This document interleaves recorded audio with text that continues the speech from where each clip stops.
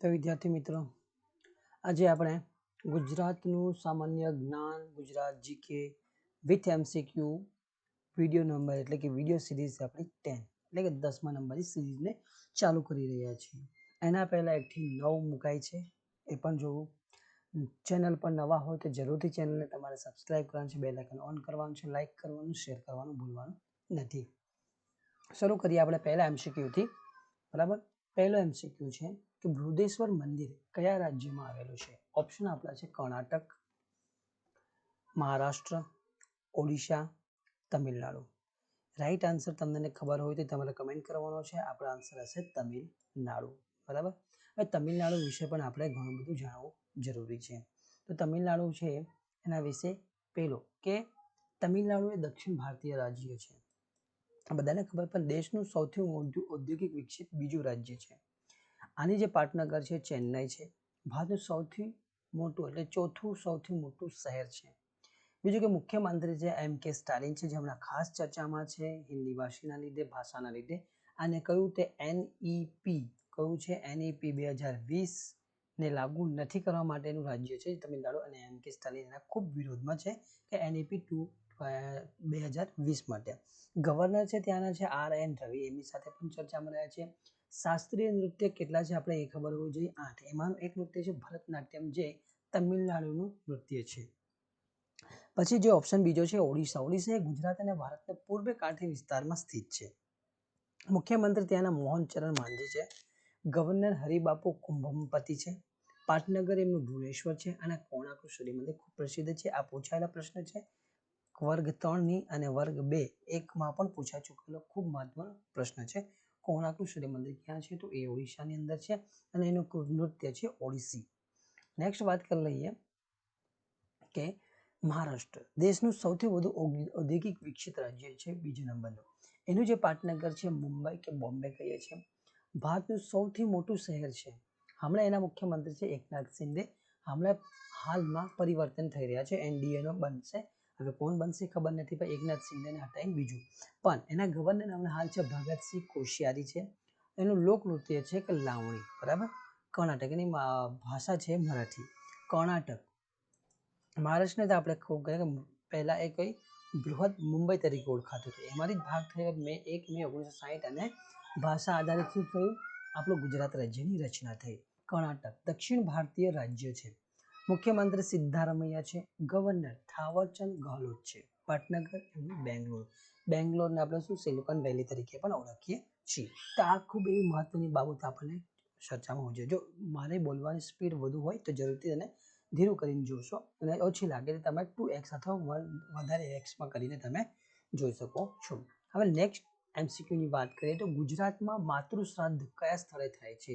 ખૂબ મહત્વનો. હમણાં કુંભનો મેળો ગયો પણ ગુજરાતમાં પૂછ્યું છે. તો પહેલો ઓપ્શન છે આપણે પ્રભાસ પાટણ છે. સેકન્ડ ઓપ્શન એટલે કે બી ચાણોદ છે, સી સિદ્ધપુર છે, અથવા ડી દ્વારકા. આ પ્રશ્ન પણ પૂછાઈ ચૂક્યો છે, જુનિયર ક્લાર્કનું પેપર પડી ગયું તેમાં, કે માતૃ શ્રાદ્ધ તરીકે ગુજરાતનું કયું? તો સિદ્ધપુર આપણો જવાબ હોવો જોઈએ. તમારો જવાબ સિદ્ધપુર હોય તો તમે સાચા છો. હવે એના વિશે પણ જાણીએ કે સિદ્ધપુર પાટણ જિલ્લામાં આવેલું છે, અને સરસ્વતી નદીના કિનારે વિકસેલું શહેર છે. પ્રાચીન નામ એમનું શ્રી સ્થળ તરીકે જાણીતું છે સિદ્ધપુર, અને આ કયું? તો સિદ્ધરાજ જયસિંહના નામ પરથી આનું નામ પાડવામાં આવ્યું હતું સિદ્ધપુર. બરાબર, અહીં બિંદુસાર એક બિંદુ સરોવર ખૂબ મહત્વનું છે અહીંયા.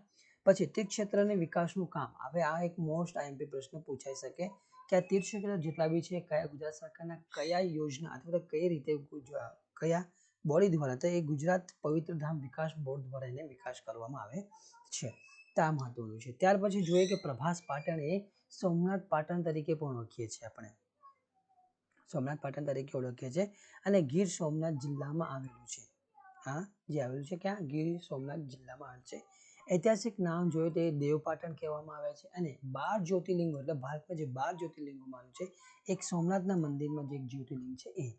અહીંયા એશિયાટિક સિંહ જોવા મળે છે. વેરાવળ પ્રખ્યાત છે, ગુજરાતનું સૌથી મોટું મત્સ્ય ઉદ્યોગ કેન્દ્ર છે. અહીંયા ભાલકા તીર્થ. બરાબર, ભાલકા તીર્થમાં અહીંયા કોઈ તો શ્રી કૃષ્ણ ભગવાને પોતાનો જીવ છોડે, અને એમને પગમાં જે તીર લાગ્યું હતું તે પણ કઈ ભાલકા તીર્થ તરીકે ઓળખાય છે, એટલે મોસ્ટ IMP. પછી તલાલાની કેસર કેરી ઉત્પાદન માટે ખૂબ પ્રસિદ્ધ છે, જે પ્રભાસ પાટણ કે સોમનાથની અંદર છે. Gir national park most IMP અહીંયા ખૂબ ચર્ચામાં રહ્યું છે. હમણાં જ કોણ તો આપણા વડાપ્રધાન શ્રી નરેન્દ્ર મોદી દ્વારા વિશ્વ વન્યજીવ દિવસની ઉજવણી સમયે અહીંયા વિઝિટ કર્યું હતું એ ગીર વાઇલ્ડ લાઇફ ડેના દિવસે ગીર અભયારણ્યનું ગીર નેશનલ પાર્કની એમને વિઝિટ કરી એટલે કે એમની મુલાકાત લીધી. તો કયા દિવસે તો વર્લ્ડ વાઇલ્ડ લાઇફ ડે નિમિત્તે એમણે ગીર સોમનાથ જિલ્લામાં ઉપસ્થિત ગીર નેશનલ પાર્કની મુલાકાત લીધી એટલે આપણા માટે ખૂબ મોસ્ટ આઈએમપી થઈ જાય છે. ત્યાર પછી વાત કરીએ બીજું કે મૂળસા તળાવ ક્યાં આવેલું છે. મૂળસા તળાવ ક્યાં આવેલું છે? પહેલો ઓપ્શન છે તમારો તળાજા. તમને ઓપ્શનનો સમય મળે છે એટલે તમે જરૂરથી ઓપ્શનને જો આવડતું જરૂરથી તમે કમેન્ટમાં જવાબ લખશો. વિરમગામ, સી છે કચ્છ, ડી છે સોનગઢ. બરાબર. મૂળસા તળાવ ક્યાં આવેલું છે? તો તળાજા ઓપ્શન છે, કચ્છ છે, વિરમગામ છે, સોનગઢ. આપણો જવાબ શું હોવો જોઈએ? વિરમગામ. તો વિરમગામની અંદર આ મૂળસા તળાવ આવેલું છે. હવે એના વિશે જોઈએ કે મૂળસા તળાવ એ સોલંકી વંશના જે સિદ્ધરાજ એટલે સોલંકી વંશમાં બન્યું છે અને કઈ સિદ્ધરાજ જયસિંહ ની માતા મેનર દેવી એમના દ્વારા બનાવવામાં આવ્યું છે. આ તળાવ એ અમદાવાદ નજીક વિરમગામ છે ત્યાં આવેલું છે. કચ્છના ઉત્તરમાં પાકિસ્તાન. હવે બીજું કે કચ્છ જે ઓપ્શન છે આપણે કચ્છ વિશે સમજીએ તો કચ્છ એ ઉત્તરમાં પાકિસ્તાનના પશ્ચિમ દિશામાં અરબી સમુદ્ર અને દક્ષિણમાં કયું છે? કચ્છનો અખાત. એટલે કચ્છની આજુબાજુ તો કચ્છમાં ઉત્તરે પાકિસ્તાન છે, પશ્ચિમે અરબી સમુદ્ર અને દક્ષિણમાં કચ્છનો અખાત. એના 10 તાલુકા છે કચ્છના. સિદ્ધરાજની બરાબર આ વિશે જાણી ગયા સિદ્ધરાજનું જયસિંહ. પછી શબ્દાનુશાસન હેમચંદ્રાચાર્ય લખ્યું એ પણ આપણે પૂછાયેલો પ્રશ્ન છે તો એ પણ આપણને ખબર હોવો જોઈએ. ત્યાર પછી જે વાત કરીએ છીએ દિલ્હીમાં સ્થિત લાલ કિલ્લાનું નિર્માણ કોણે કર્યું? બરાબર. દર 26મી જાન્યુઆરી લાલ કિલ્લા પર બધા જેટલા પણ હિસ્ટ્રીમાં પ્રધાનમંત્રી થયા બધા શું ત્યાં રહીને ભાષણ આપ્યું છે. એમનું ખાસ મહત્વનું ભાષણ હોય છે તે આપે છે. વડાપ્રધાન નરેન્દ્ર મોદીએ પણ તમારું હાલનું જે લાલ કિલ્લા પરથી ભાષણ આપ્યું તે કોણે બંધાવ્યું હતું? તો પહેલો ઓપ્શન છે શાહજહાં દ્વારા, બી છે બહાદુર શાહ દ્વારા, અકબર દ્વારા અને સી જહાંગીર શાહ દ્વારા. બરાબર. તો આપણને બધાને ખબર છે કે એ દિલ્હીમાં સ્થિત એ લાલ કિલ્લો શાહજહાં દ્વારા બંધાવવામાં આવ્યો હતો. હવે દિલ્હી વિશે આપણે બંધારણમાં ખૂબ મહત્વનું બાબત છે કેમ કે આ ચર્ચામાં એટલા માટે રહ્યું કેમ કે અરવિંદ કેજરીવાલ અને કેન્દ્ર સરકાર સાથે એમને ખરી ટસન રહી છે કે દિલ્હી માટે એને પૂર્ણ રાજ્યનો દરજ્જા માટે એમણે ખાસ પ્રયત્ન કર્યા હતા. તો દિલ્હી એ ભારતની રાજધાની છે એને આપણે એનસીટી પણ કહીએ છીએ કે નેશનલ કેપિટલ ઓફ દિલ્હી, કેન્દ્ર શાસિત પ્રદેશ. હવે કેન્દ્ર શાસિત પ્રદેશ પણ આપણે એટલા બંધારણમાં મહત્વનું છે. કયા ભાગમાં આવે કેન્દ્ર શાસિત પ્રદેશનો ઉલ્લેખ? તો ભાગ નંબર 8. ભાગ નંબર કયો છે? ભાગ નંબર 8માં કેન્દ્ર શાસિત પ્રદેશનો ઉલ્લેખ છે. ભાગ 5 એ સંઘ છે અને ભાગ 6 શું છે? રાજ્ય છે. ભાગ 7 શું 1956માં એને રદ કરવામાં આવ્યો એટલે ભાગ 8 કયો છે? Union territory. હવે આ યુનિયન ટેરેટરી માટે કયો અનુચ્છેદ છે? તો 239 કેન્દ્ર શાસિત પ્રદેશનો વહીવટ. આખા વાત કરીએ તો ભાગ 8 એ કેન્દ્ર શાસિત પ્રદેશને અનુચ્છેદ 239 થી લઈને 242 સુધી એના છે. એમાં જે મહત્વનું છે અનુચ્છેદ 239 AA દિલ્હી અંગે ખાસ જોગવાઈ કરવામાં આવી છે.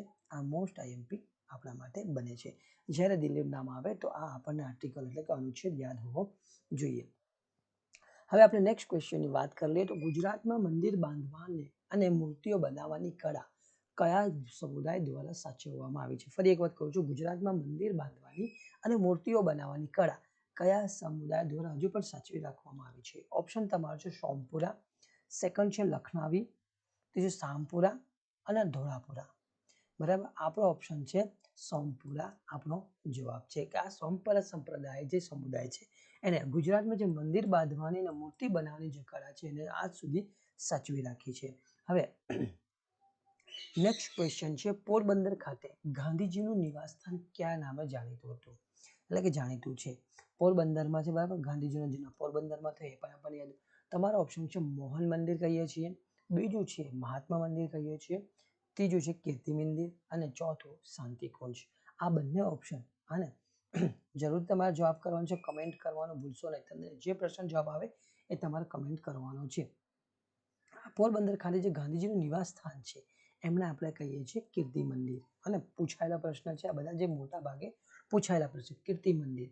શાંતિકુંજ ક્યાં છે? તો એમનું જે કોચરબા આશ્રમનું જે એમનું રહેવાની કુટીર છે એને શાંતિકુંજ કહે છે. આની મુલાકાત બધા વિદેશી પ્રધાન દ્વારા વિઝિટ કરવામાં આવ્યું છે. ડોનાલ્ડ ટ્રમ્પ પણ કરી ગયા છે. બરાબર. જો બાઇડન પણ કરી ગયા છે અને મોટા ભાગે બધા કરી ગયા છે. કીર્તિ મંદિર જે હમણાં કોંગ્રેસ પોતાનું મહાસંમેલન કરવાના હતી એટલે કે ગાંધીજીનું નિવાસ સ્થાન છે, એના વિશે પણ આપણે એટલું જ મહત્વનું છે તો જાણવું જરૂરી છે. તો જાણી લઈએ કે પોરબંદર મહાત્મા ગાંધી અને સુદામાની જન્મ. પોરબંદરને બીજું શું ઉપનામ કહીએ છીએ? સુદામા ભૂમિ, સુદામાપુરી પણ કહીએ છીએ, એનું પ્રાચીન નામ. તાલુકા કેટલા છે? તાલુકાના 7 છે અને 3 છે. મહાત્મા ગાંધીનો જન્મ 2 ઓક્ટોબર 1869 થયો પોરબંદરમાં. એમના જન્મ સ્થળને પાછળથી વિકસાવીને શું કીર્તિ મંદિર તરીકે વિકસાવવામાં આવ્યું અને આ કીર્તિ મંદિર બંધાવવામાં જેનો ફાળો હતો એ હતા નાનજી કાળીદાસ બંધાવ્યું હતું. બીજું અહીંયા મહત્વનું છે પોરબંદરની અંદર ભારત મંદિર મહત્વનું છે, શ્રી હરિ મંદિર છે, સુદામા મંદિર છે, ચોપાટી બીચ ખૂબ મહત્વનું છે, જાંબુવાન ગુફા મોસ્ટ ટાઈમ હજુ સુધી કોઈને ખબર ન હશે, જાંબુવાન ગુફા પણ અહીંયા છે, ફુઝુલ પેલેસ છે અને સુદામાપુરી તરીકે ઓળખાતું આવ્યું છે પોરબંદર. નેક્સ્ટ ક્વેશ્ચનની વાત કરી લઈએ તો કયા કચ્છી માલમે વાસ્કો દા ગામાના વહાણને પૂર્વ આફ્રિકાના માલિંદથી, પૂર્વ આફ્રિકાનો જે માલિંદ ટાપુ છે ત્યાંથી લઈને આપણા કોલકાતાના મલબાર કિનારા સુધી દિશા આપવાનું કામ કયા માલમે કર્યું હતું? આ ઓપ્શન છે કાંજી માલમ, સુદેજી માલમ છે, વિરાજી માલમ છે અને કલમજી માલમ છે. બરાબર, આપણો ઓપ્શનનો જવાબ છે કાંજી માલમ. હું જરા સ્પીડમાં વાત કરી રહ્યો છું, જરૂરથી તમે ધ્યાન આપશો. કાંજી માલમ આપણો ઓપ્શન હોવો જોઈએ. હવે નેક્સ્ટ ક્વેશ્ચન છે તરણેતરનો મેળો કયા જિલ્લામાં ભરાયો છે? એટલે કયા જિલ્લામાં ભરાય છે? પહેલો ઓપ્શન છે સુરેન્દ્રનગર, બીજો ઓપ્શન છે કે બી અમરેલી છે, સી રાજકોટ છે, ડી ભાવનગર છે.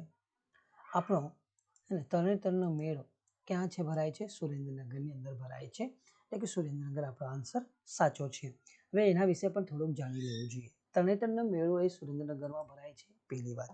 આની તિથિ શું છે? ભાદરવ સુદ 14 થી લઈને ભાદરવ સુદ 6. આ ખૂબ મસ્ટ એમપી તમારે હે ને ધોરણ 10 છે, ધોરણ 10 નું પાઠ્યપુસ્તકની અંદર સામાજિક વિજ્ઞાનમાં આપણને ખાસ મળી જાય છે, જે પહેલું ચેપ્ટર છે એમાં. ત્રિનેત્રેશ્વર મહાદેવનું મંદિરમાં એ મેળો ભરાય છે, તરણેતરનો મેળો. બીજો કે સુરેન્દ્રનગર જિલ્લામાં મીઠા ઉત્પાદનનું સ્થળ ખારગોળા ખૂબ મહત્વનું. કાલા ઘોડા એ રાજપીપળામાં છે, ખારગોળા એ ક્યાં છે? તો એ સુરેન્દ્રનગરની અંદર છે. વઢવાણના કાઠિયાવાડનો દરવાજો પણ કહેવામાં આવે છે. પિંક સિટી તરીકે ધાંગોધરા ઓળખાય છે અને આ ધાંગોધરા પથ્થરો માટે અને આકીકના પથ્થરો માટે પણ ખૂબ જાણીતું છે. હવે નેક્સ્ટ વાત કરીએ. નેક્સ્ટ ક્વેશ્ચન છે આપણો મીરાબાઈ કઈ ભક્તિ પરંપરાના હતા? બરાબર, પહેલો ઓપ્શન છે નવધા ભક્તિ. નવધા ભક્તિ એટલે કે 9 પ્રકારની ભક્તિ. બરાબર, બીજું ઓપ્શન છે તમારું પંચાસખા. પંચસખા આવું સખાઓની વાત છે પણ નહીં. મથુરા ભક્તિ ત્રીજું અને ચોથું સહજ ભક્તિ. સહજ ભક્તિ એટલે કે એવી ભક્તિ જેમાં કોઈ જાતની બાંધછોડ હોતી નહીં. નવધા ભક્તિમાં તમારે 9 પ્રકારની ભક્તિ એટલે નવ અવધની વાત હોય છે. મથુરા ભક્તિ એ શ્રી કૃષ્ણની જન્મભૂમિ અને એમને મથુરા સાથે લાગે છે, એટલે શું એ આપણો જવાબ હશે મીરાબાઈની ભક્તિ પરંપરા કે મથુરા ભક્તિની પરંપરા કહેવામાં આવે છે. નેક્સ્ટ ક્વેશ્ચનની વાત કરી લઈએ તો પોરબંદર નજીક માધવપુર ખાતે યોજાતો માધવરાયનો મેળો એ કોની ઉજવણી એટલે મેળો એ કોની ઉજવણી કરવામાં આવે છે? આ મેળામાં છે એ કયા હેતુથી ઉજવવામાં આવે છે તેની વાત. એટલે કે પોરબંદર નજીક જે માધવપુર ખાતે આવ્યું છે, માધવપુર ખાતે કયો માધવરાયનો મેળો ભરાય છે? આ મેળાનું નામ છે માધવરાય મેળો. એ કોની ઉજવણીમાં કરવામાં આવે છે? પહેલો ઓપ્શન છે શ્રી કૃષ્ણ અને રૂક્ષ્મણીના લગ્નની માટે, બીજું છે અર્જુન અને સુભદ્રાના લગ્નની, ત્રીજું કૃષ્ણની રાજ્યાભિષેક માટે કે દ્રૌપદીના સ્વયંવરની માટે. બરાબર, ફરી એક કહું છું, પોરબંદર નજીક માધવપુર છે, પોરબંદરની અંદર માધવપુર છે, એની અંદર છે માધવરાયનો મેળો ભરાય છે. કોના હેતુ એટલે કયા હેતુથી? શ્રી કૃષ્ણ અને રૂક્ષ્મણીના લગ્નની, કૃષ્ણની રાજ્યાભિષેક માટે મેળો ભરાય છે, કે અર્જુન અને સુભદ્રાના લગ્નની, કે પછી દ્રૌપદીના સ્વયંવરની. આ બધા જે વાત છે ને બધા સમકાલીન છે, એટલે ઓપ્શનમાં આપણે ગૂંચવાડો થઈ શકે. કેમ કે દ્રૌપદી અર્જુન અને સુભદ્રાના લગ્ન, દ્રૌપદીનું સ્વયંવર થયું એ પણ એક જ કાલીન છે. શ્રી કૃષ્ણ રૂક્ષ્મણી, તો આપણો આન્સર છે શ્રી કૃષ્ણ અને રૂક્ષ્મણીના લગ્નની ભૂમિકા છે એમાં આ ઉજવણી કરવામાં આવે છે કે માધવરાયના મેળામાં. નેક્સ્ટ ક્વેશ્ચનની વાત કરી લઈએ. પૂજ્ય મોરારી બાપુનું જન્મસ્થળ કયું છે? ખૂબ મહત્વનું છે, આપણને આવડવું જોઈએ જ.